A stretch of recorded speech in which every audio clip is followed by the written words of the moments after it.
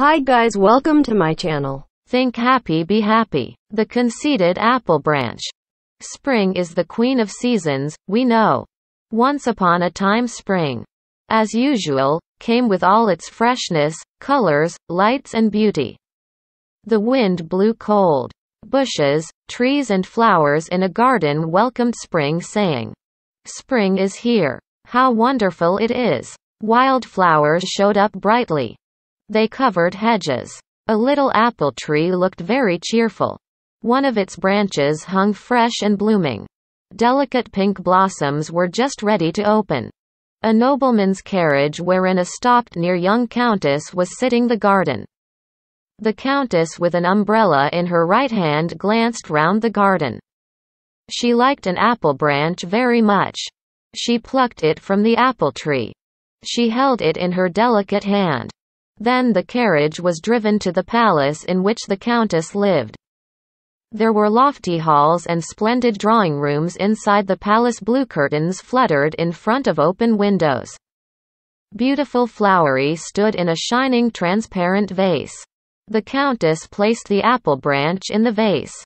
The vase looked as if it had been cut out of newly fallen snow. It was a charming sight. The apple branch became proud of its beauty. The apple branch looked out of the window and thought, "Some flowers are poor and humble indeed. They vary in beauty." The apple branch said to itself, "How unhappy I would be if I were like those ugly flowers, poor despised plants," said the apple branch to the other plants. "Is not your fault that you were ugly and have ugly names. You were born low, that is not so," cried the sunbeam, as it kissed the blooming apple branch as well as yellow dandelions out in the fields. The sunbeam said to the apple branch, "All are brothers. We have been equally created by God. You have never thought of the boundless love of God which is showered equally upon every creature. You should not look down upon other flowers." The sunbeam further stated, "God never thinks of the good and the beautiful only.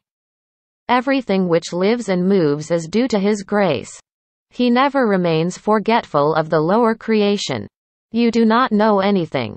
But the apple branch, puffed up with pride, said, "Nobody ever places dandelions in a bunch of flowers.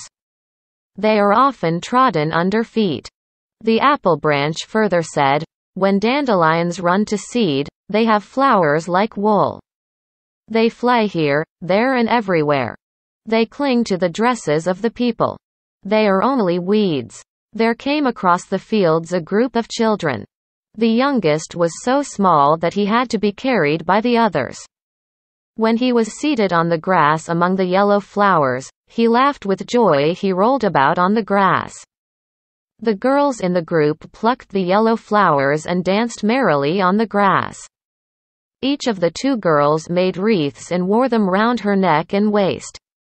The girls looked quite splendid in their garlands of green stems and golden flowers. The wool flowers plucked by the girls were very beautiful. The flowers looked like fine snowy feathers. One of the girls held a wool flower to her mouth and tried to blow on it.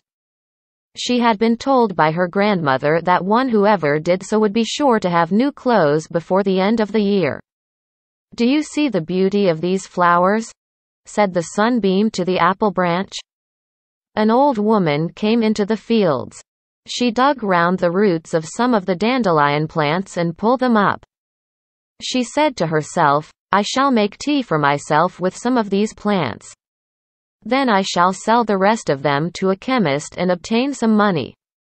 Then the countess along with her two assistants entered the room wherein the transparent vase was placed. All the three looked at the vase curiously. The countess carried in her hand something that seemed like a flower. It was hidden by big leaves. Very cautiously, she removed the leaves. There appeared a feathery dandelion. She had carefully plucked it from a plant. The countess said to her assistants, "How wonderfully God has created this little flower. I shall put it along with the apple branch in the vase. Everyone will admire its beauty as well." The countess placed the dandelion in the vase. The sunbeam said to the apple branch, "Everyone is equal in the eyes of the Almighty God. He showers His love upon the rich and the poor alike.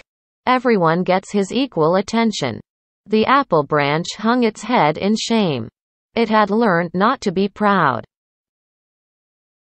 Moral: all living beings, including animals and plants, are created equal by God.